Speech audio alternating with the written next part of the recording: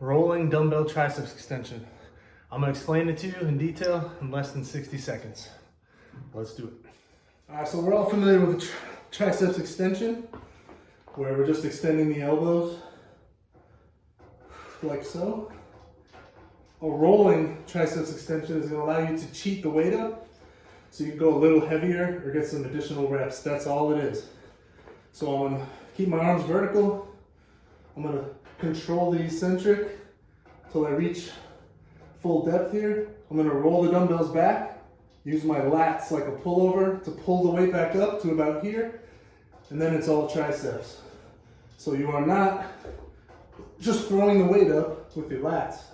Control, control, control, control, roll, cheat, extend. You gotta get into a rhythm there. You only cheat as much as you need to. Down, roll, up. Down, roll, up. As the set goes on, you may need more lat involvement. Let's try to squeeze out some additional reps.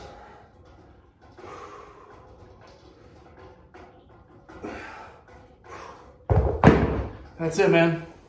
Rolling dumbbell tricep extension. Try it out. Get huge.